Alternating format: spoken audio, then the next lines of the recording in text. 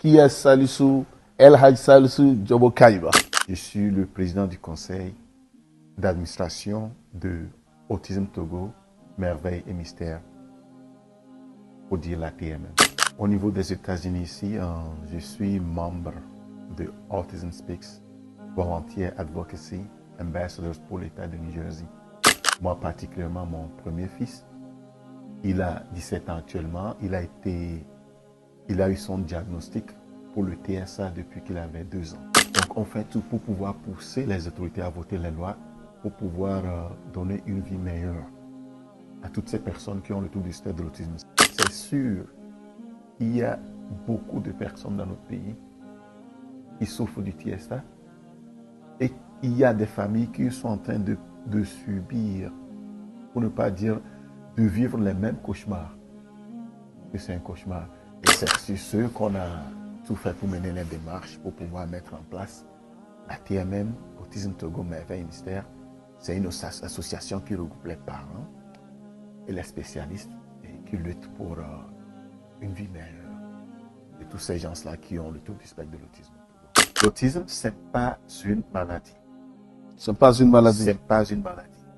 C'est un handicap. On sait qu'à un certain âge, déjà à 3 mois, à 2 mois, 4 mois, l'enfant commence par faire le contact visuel. L'enfant commence par répondre à son nom. Il commence par répondre au sourire. Mais pour les enfants qui ont le TSA, il y a ces signes qui manquent. Avec des accompagnements nécessaires, l'autisme ne peut être un handicap à la formation ou à l'éducation.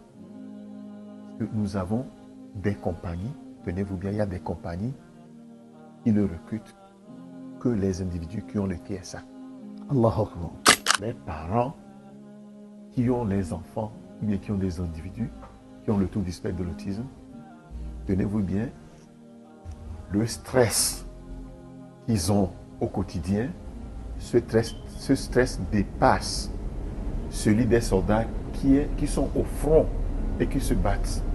La prise en charge de l'autisme, du trouble du spectre de l'autisme, est supérieure à tous les fonds qui sont investis pour une prise en charge d'un cancer, d'un diabète ou bien d'un VIH. Et on estime à 200 000 personnes officiellement, pour le moment, Au Togo, qui ont le trouble du spectre de l'autisme. Alors, le conseil que je peux donner aux parents qui viennent de découvrir ou bien de voir en leurs enfants certains signes de l'autisme, prenez attache avec notre association ATMM. Ce que je recommande à tout le monde, ayez un cœur qui a de la compassion. Essayez de vous mettre dans la peau, bien dans les chaussures, comme on le dit, de cet enfant-là qui veut s'exprimer et qui n'arrive pas. C'est très, très frustrant.